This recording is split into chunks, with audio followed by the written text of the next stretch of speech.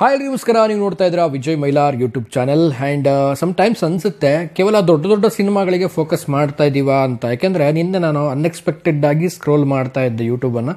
So ಚೌಕಿದಾರ್ ಅನ್ನೋ ಒಂದು ಟೀಸರ್ನ ನೋಡಿದೆ. ಸೊ ಅಲ್ಲಿವರೆಗೆ ಗೊತ್ತಿರಲಿಲ್ಲ ಇದು ಯಾವ ಸಿನಿಮಾ ಏನಂತ, ಖಂಡಿತವಾಗ್ಲೂ ನನಗೂ ಗೊತ್ತಿರಲಿಲ್ಲ. ಬಟ್ ಆಮೇಲೆ ಅನ್ನಿಸ್ತು ಒಂದು ಟೀಸರ್ ನೋಡಿದ ಮೇಲೆ.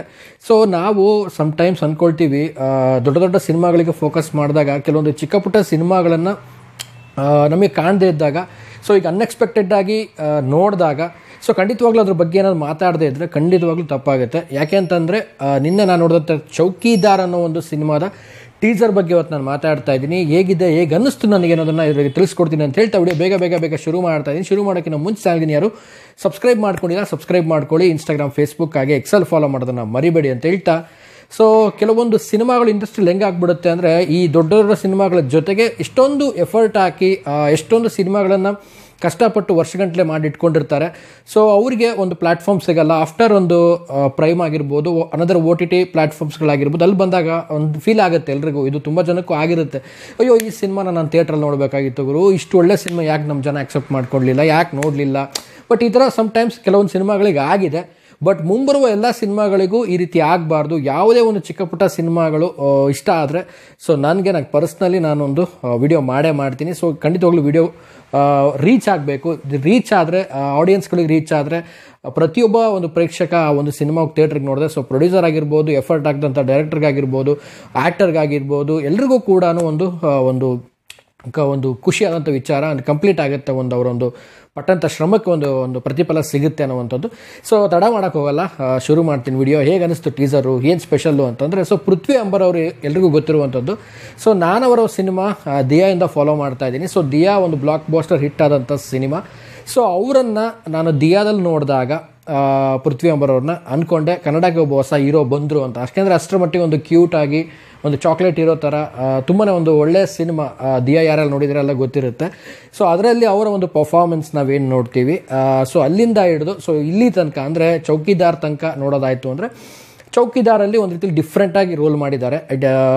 ಒಂದು ರೀತಿ ರಗಡ್ ಕ್ಯಾರೆಕ್ಟರ್ ಅಂತ ಹೇಳ್ಬೋದು, ಮಾಸ್ ಅಂತ ಹೇಳ್ಬೋದು. ಸೊ ಈ ಸಿನಿಮಾ ಬಂದು ಚೌಕಿದಾರ್ ನನಗನ್ಸೋ ಪ್ರಕಾರವಾಗಿ ಒಂದು ಥ್ರಿಲ್ಲಿಂಗ್ ಮೂವಿ, ಒಂದು ಸಸ್ಪೆನ್ಸು, ಏನೋ ಒಂದು ಹುಡುಕಾಟದಲ್ಲಿರ್ತಾರೆ. ಸೊ ಸುಧಾರಾಣಿ ಮೇಡಮ್ ಕೂಡ ಇದ್ದಾರೆ, ಆ್ಯಂಡ್ ಸಾಯಿ ಕುಮಾರ್ ಸರ್ ಕೂಡ ಇದ್ದಾರೆ, ಆ್ಯಂಡ್ ತುಂಬ ಒಂದು ಬಿಗ್ ಸ್ಟಾರ್ ಕಾಸ್ಟ್ಗಳನ್ನ ಹಾಕ್ಕೊಂಡಿದ್ದಾರೆ. ಸೊ ಒಂದು ವಂಡರ್ಫುಲ್ ಸ್ಟೋರಿ ಆ್ಯಂಡ್ ಸಸ್ಪೆನ್ಸ್ ಆಗಿರ್ಬೋದು, ಆಮೇಲೆ ಒಂದು ಹಾರರ್ ಸಿನಿಮಾ ಆಗಿರ್ಬೋದು, ಒಂದು ಯಾವುದೇ ಈ ರೀತಿ ಸಿನಿಮಾಗಳಿಂದ ನಮ್ಮ ಕನ್ನಡದಲ್ಲಿ ಸ್ವಲ್ಪ ಕಡಿಮೆ.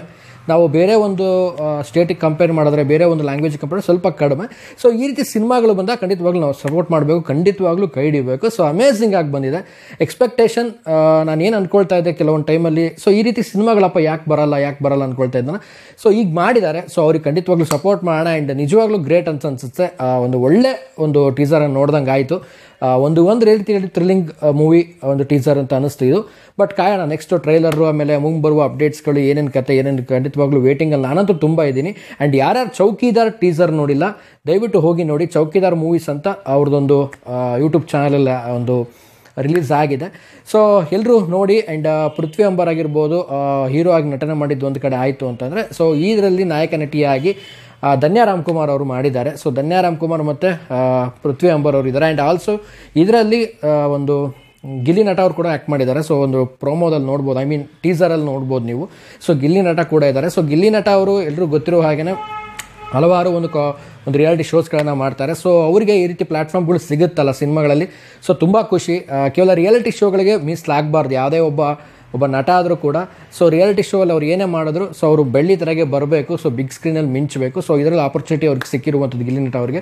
ಸೊ ಅವ್ರನ್ನೂ ಕೂಡ ಅವ್ರದ್ದು ಕೂಡ ಒಂದು ಆ್ಯಕ್ಟಿಂಗ್ ಆಗಿರ್ಬೋದು, ಮತ್ತು ಅವರ ಒಂದು ಸ್ಪಾಂಟೇನಿಯಸ್ ಇದೆ, ಒಂದು ಸಡನ್ನಾಗಿ ಏನೋ ಒಂದು ಕ್ರಿಯೇಟ್ ಮಾಡುವಂಥದ್ದು, ಪ್ರಾಸ ಆಗಿರ್ಬೋದು, ಅವರು ಕೊಡುವಂಥದ್ದು ಪ್ರತಿಯೊಂದು ಕೂಡ ಒಂದು ಮಿರಾಕಲ್ ಅಂತ ಹೇಳ್ಬೋದು. ಸೊ ಅವ್ರದ್ದು ಕೂಡ ಒಂದು ಎಕ್ಸ್ಪೆಕ್ಟೇಷನ್ ಇಟ್ಕೊಂಡಿದ್ದೀನಿ, ಯಾವ ರೀತಿ ಗಿಲ್ಲಿ ನಟ ಅವರು ಇದರಲ್ಲಿ ಮಾಡಿದ್ದಾರೆ ಪರ್ಫಾರ್ಮೆನ್ಸ್ ಅನ್ನೋದನ್ನ ಹೇಳ್ತಾ ವಿಡಿಯೋನ ಮುಗಿಸ್ತಾ ಇದ್ದೀನಿ. ಆ್ಯಂಡ್ ಯಾರ್ಯಾರು ನೋಡಿಲ್ಲ ಚೌಕಿದಾರ್ ಒಂದು ಟೀಸರ್ನ ದಯವಿಟ್ಟು ಹೋಗಿ ನೋಡಿ. ಆ್ಯಂಡ್ ಅಪ್ಕಮಿಂಗ್ ಅಪ್ಡೇಟ್ಸ್ಗಳನ್ನು ಬೇಗನೆ ಕೊಡ್ತೀನಿ ಅಂತ ಹೇಳ್ತಾ ವಿಡಿಯೋ ಮುಗಿಸ್ತಾ ಇದ್ದೀನಿ. ಮುಗಿಸೋಕ್ಕಿಂತ ಮುಂಚೆ ಚಾನಲ್ಗೆ ಯಾರು ಸಬ್ಸ್ಕ್ರೈಬ್ ಮಾಡ್ಕೊಂಡಿಲ್ಲ ದಯವಿಟ್ಟು ಸಬ್ಸ್ಕ್ರೈಬ್ ಮಾಡ್ಕೊಳ್ಳಿ. ಇನ್ಸ್ಟಾ, ಫೇಸ್ಬುಕ್ ಹಾಗೆಯೇ ಎಕ್ಸೆಲ್ ಫಾಲೋ ಮಾಡೋದನ್ನು ಮರಿಬೇಡಿ ಅಂತ ಹೇಳ್ತಾ ಇವತ್ತಿನ ಈ ವಿಡಿಯೋನ ಮುಗಿಸ್ತಾ ಇದ್ದೀನಿ.